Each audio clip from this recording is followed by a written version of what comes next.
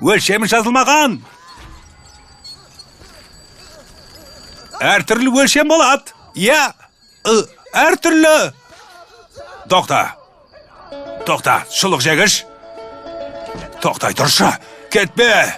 Жоқ. Жын жырқас шыққан жүгірмек. Оны қиып, жібін тарқатам. Сөгіп тастайым. Парша-паршасын шығарам.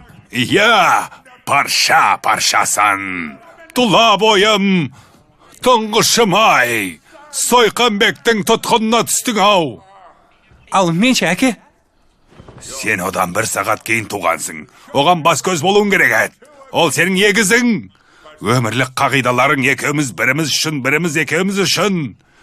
Сендер жүндей жүнжіп қайда жүрсіңдер? Сендерді мыналарға ие болсын деп жібергем. Туламор бізді қайтарып жіберді. Ол бұлай деді. Ол не деп еді өзі? Тереуш?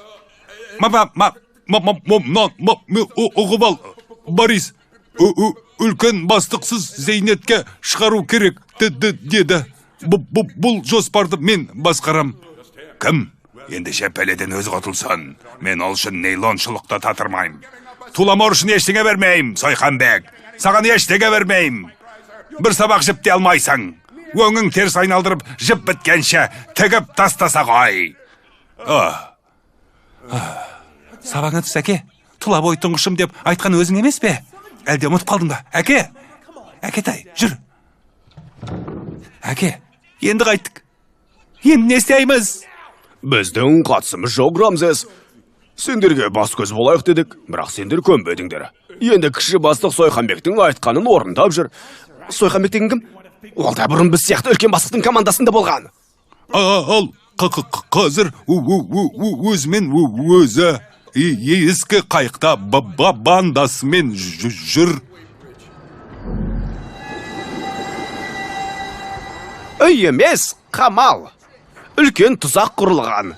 Егер сенің бәкің болмағанда, үлкен бастық пен оның жігіттері менің түтем шығаратын еді. Қақпан деймісің?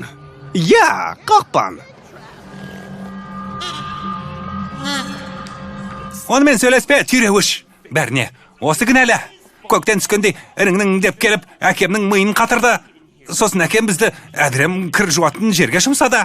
Бұл болмағанда егізім қасымызда жүретін еді. Көзге күйік болмай біздің отбасымыздан тайып тұр сен. Сені жек көрем, кет. Неменеге қарап тұрсың, а? Келген жағыңа зыт, тез кет. Қараңды батыр, кет.